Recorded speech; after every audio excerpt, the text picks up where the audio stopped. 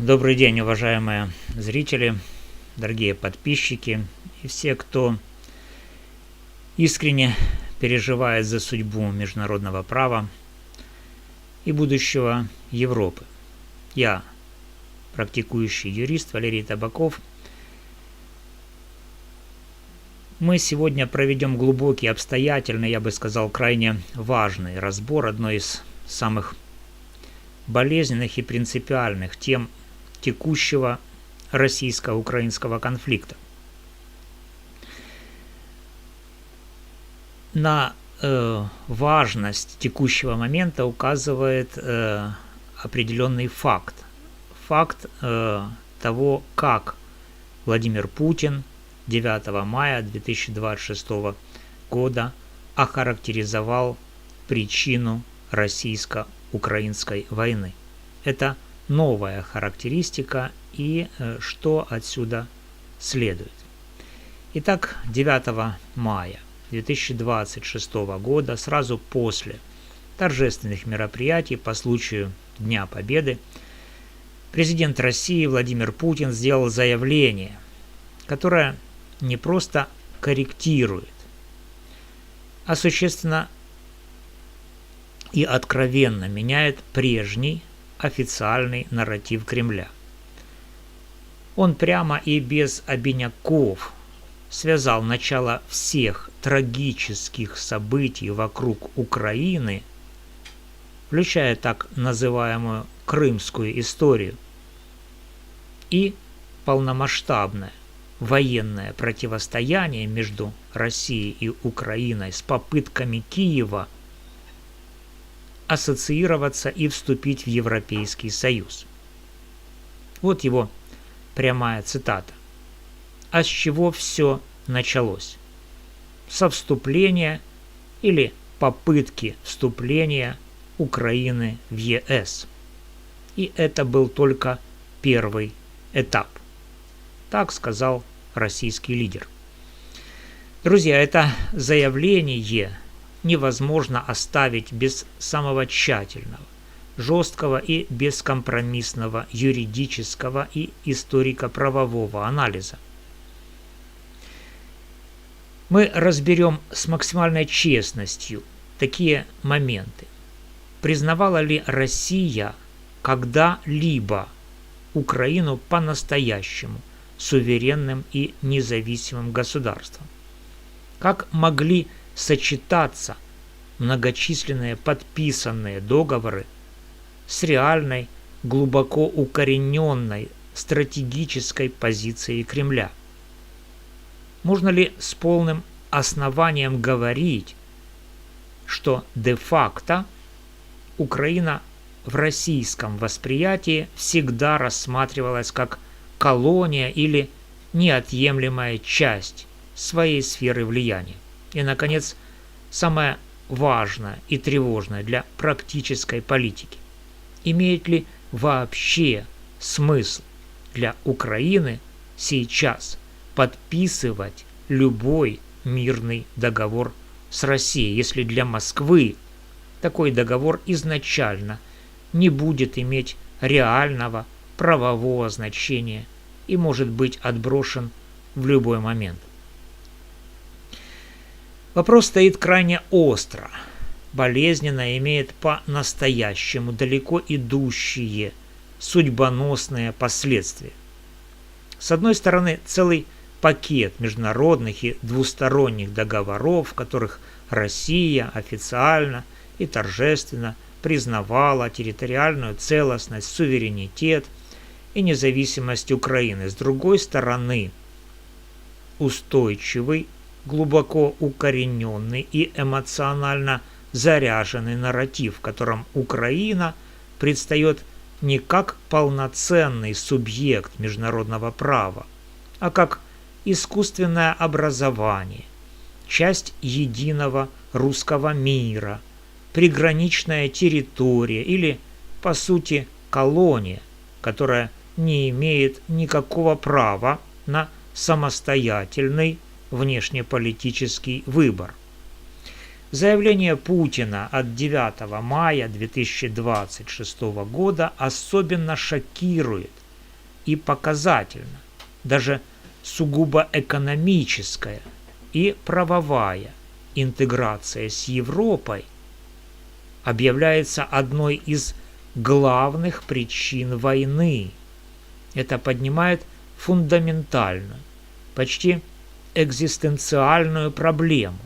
Был ли суверенитет Украины для Москвы когда-либо безусловным, окончательным и искренним, или он всегда оставался условным, ограниченным и подлежащим пересмотру по первому же усмотрению Кремля?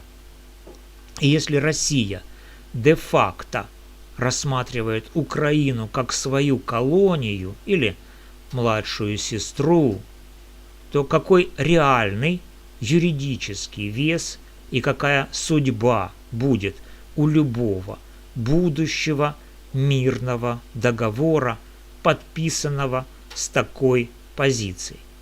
Начнем с формально-юридической базы, которая на бумаге выглядит вполне солидно. После распада СССР в декабре 1991 года Россия признала независимость Украины. Были установлены дипломатические отношения. В 1997 году был подписан и ратифицирован фундаментальный договор о дружбе, сотрудничестве и партнерстве между Российской Федерацией и Украиной, где Москва четко и торжественно подтвердила уважение к территориальной целостности и нерушимости существующих границ. В 2003 году был заключен отдельный договор о государственной границе. Одним из ключевых международных документов остается Будапештский меморандум о гарантиях безопасности 1994 года. Россия, США и Великобритания предоставили Украине гарантии в обмен на полный отказ от ядерного оружия. В нем прямо и недвусмысленно зафиксированы обязательства уважать суверенитет, независимость и существующие границы Украины в рамках Хельсинского заключительного акта.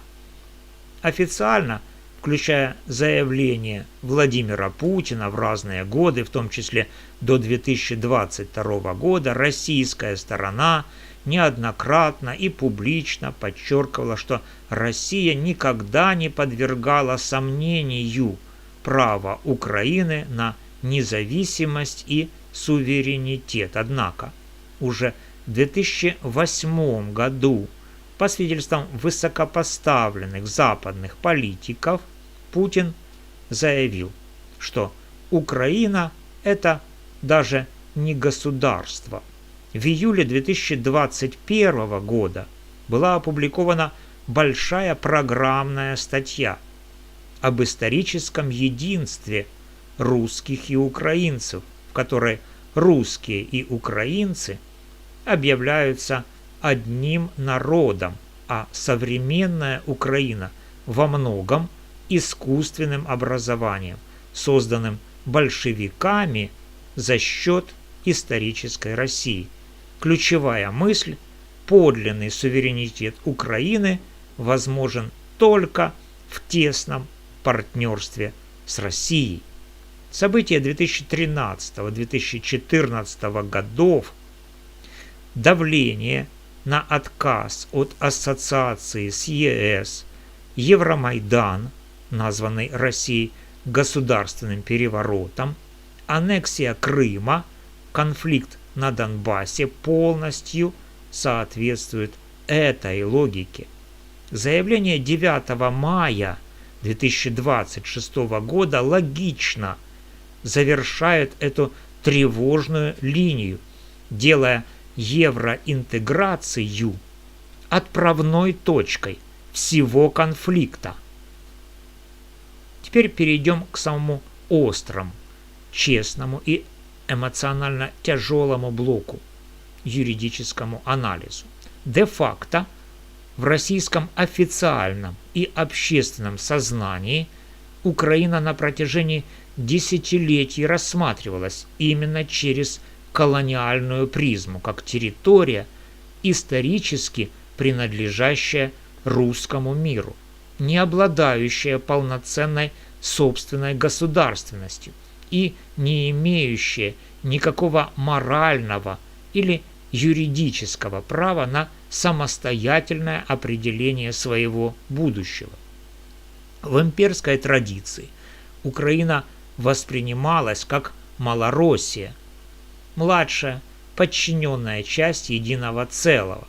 В современном российском дискурсе постоянно и настойчиво повторяются тезисы: украинцы и русские один народ, Украина – искусственное государство, территории, отрезанные от России, практика аннексии территорий, массовая паспортизация населения, русификация на оккупированных землях, отрицание отдельности украинского языка, культуры и истории – все это вызывает глубокое возмущение и представляет собой классические, откровенные признаки колониального управления бывшей метрополией своей периферии.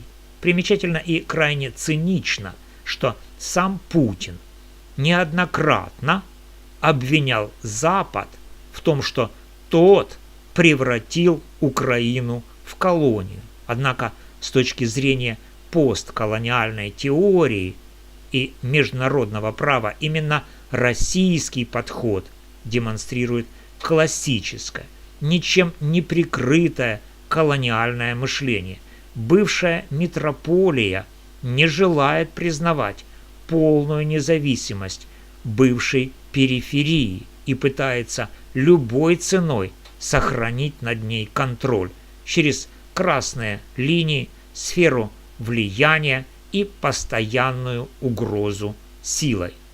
С позиции международного права такая концепция ограниченного суверенитета выглядит абсолютно несостоятельной, циничной и опасной. Устав ООН, Хельсинский заключительный акт 1975 года, Парижская хартия и другие базовые документы закрепляют принципы суверенного равенства государств, территориальной целостности и свободного выбора внешнеполитического курса.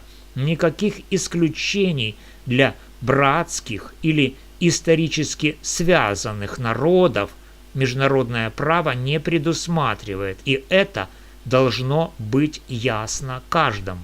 Заявление 2026 года показывает попытку переложить ответственность, типа не Россия нарушила договоры, а Украина и Запад перешли красные линии. Юридически это ни в коей мере не отменяет грубого нарушения Будапештского меморандума и двусторонних соглашений.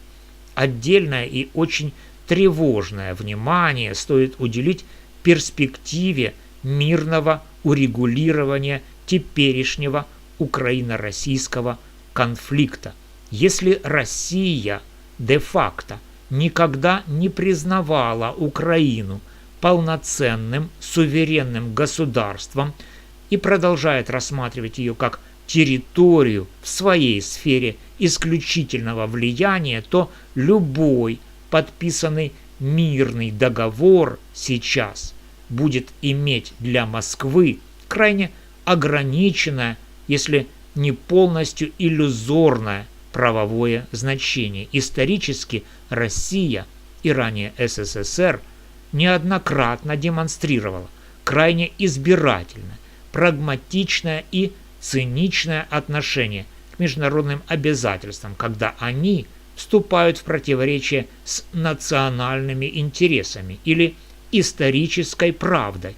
Договор, подписанный сегодня между Украиной и Россией, может быть в любой момент объявлен навязанным, несправедливым, заключенным под давлением или противоречащим защите соотечественников и историческому единству. Фактически такой договор, если он будет подписан, станет для России не окончательным урегулированием, а лишь временным тактическим перемирием, опасной передышкой для перегруппировки сил и подготовки следующего этапа давления или агрессии.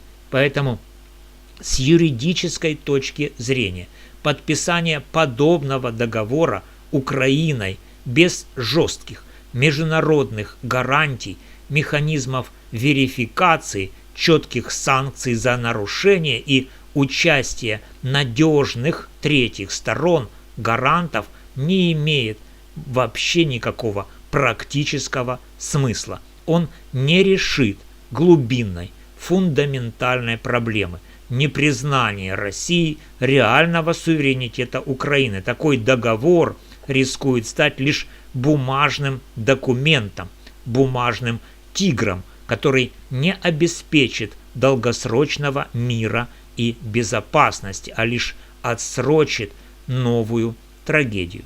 Подводя итог нашему разбору, заметим, что де-юре Россия признавала и формально продолжает признавать суверенитет и территориальную целостность Украины. Это зафиксировано в многочисленных договорах и меморандумах. Де-факто в стратегическом мышлении российского руководства и доминирующем нарративе Украина никогда не рассматривалась как полностью самостоятельное государство.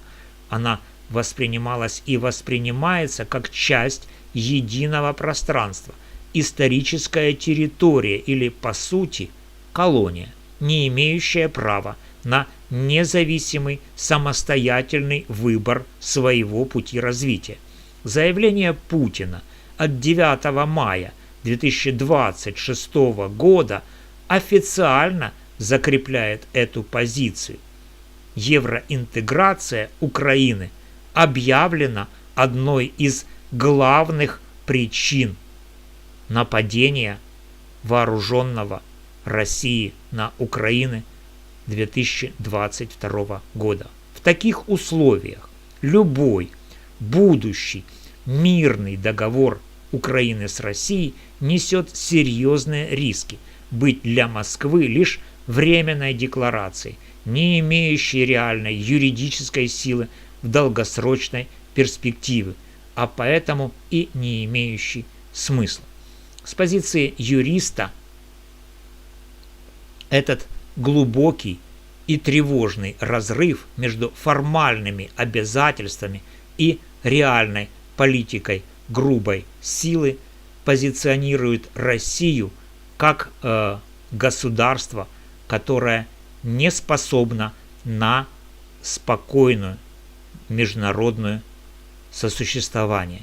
Такой подход подрывает основы послевоенного мирового порядка и создает серьезные долгосрочные риски не только для Украины, но и для всей Европы, а также и международной стабильности, несмотря ни на какие танцы с саблями президента Трампа.